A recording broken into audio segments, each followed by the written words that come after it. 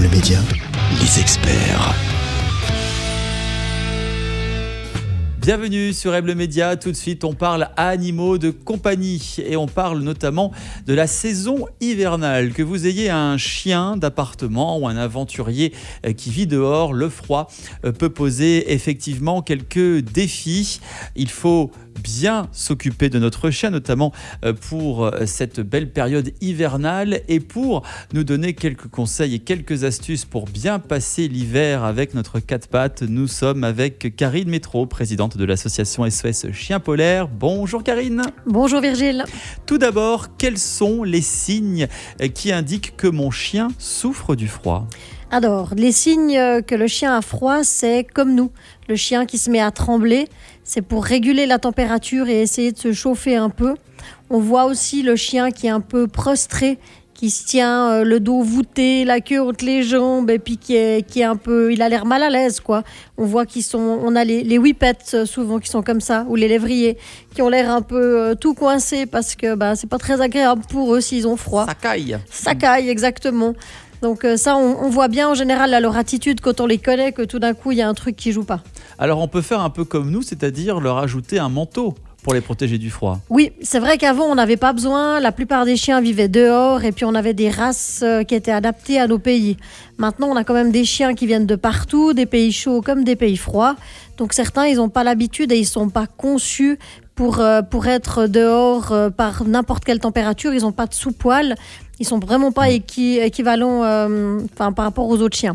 Alors oui, il faut leur mettre un manteau et bien les protéger. Après, on ne peut pas mettre n'importe quel manteau sur n'importe quel chien. Alors, comment choisir le bon modèle pour le bon chien ? Déjà, si on va juste balader et puis que par exemple il pleut, on ne veut pas que notre chien soit trempe jusqu'aux os en rentrant de balade, là on peut lui mettre juste une espèce de pèlerine qui va seulement retenir l'eau, qui ne va pas leur tenir chaud, mais qui évitera que le chien, en arrivant à la maison, on doive encore le sécher. Certains, il faut les feuner parce qu'ils ont vraiment froid. Donc, ça évite pas mal de problèmes. Par contre, s'ils sont dehors et puis que, par exemple, on s'arrête, on est à un marché, on s'arrête souvent, puis que le chien fait pas mal de statique, là, c'est bien qu'il ait un manteau beaucoup plus chaud. Si on va courir avec, là aussi, peut-être mettre quelque chose de plus fin où il n'y aura peut-être pas besoin du tout, mais vraiment bien adapté en fait à l'activité qu'on fait et surtout aux chiens. Ça dépend quel chien, ils n'ont absolument pas besoin de manteau, il ne faut surtout pas leur mettre parce qu'ils sont conçus d'origine avec un manteau intégré.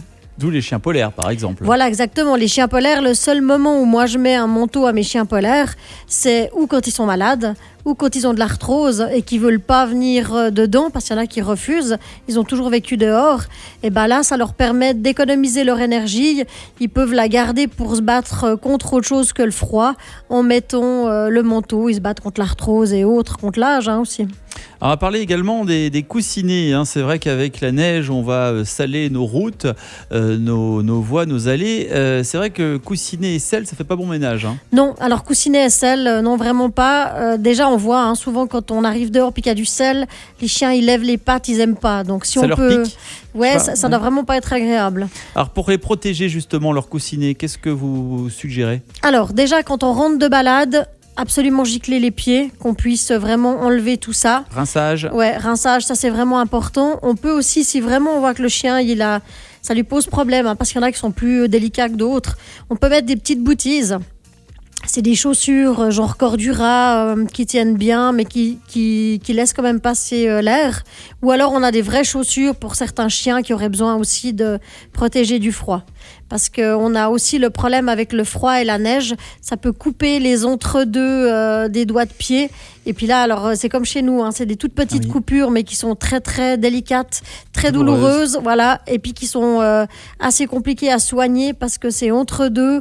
Il faut pas que ça macère pour que ça soit pire et puis qu'on doive enlever un petit crapion.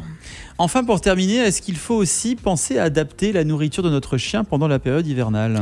Oui, alors le chien qui vit dedans et qui va seulement balader, je pense pas qu'il a besoin vraiment d'avoir une nourriture plus riche.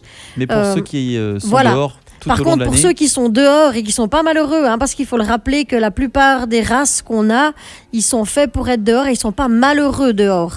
On les a rendus un peu citadins, nos chiens, à habiter dedans, mais ils aiment être dehors. Donc ceux qui vivent dehors, oui, il faut adapter au niveau de ce qu'on leur donne en quantité et puis au niveau de la nourriture aussi, voir trouver du plus riche, c'est bien. Voilà, du plus riche comme nous, par exemple, avec la raclette l'hiver ou la fondue. Exactement, c'est pas pour rien qu'on mange raclette et fondue, c'est parce qu'on est obligé de se battre contre le froid, ça c'est sûr. Et contre l'apéro qui va avec, bien sûr. Avec modération, on le rappelle. Ça c'est sûr aussi.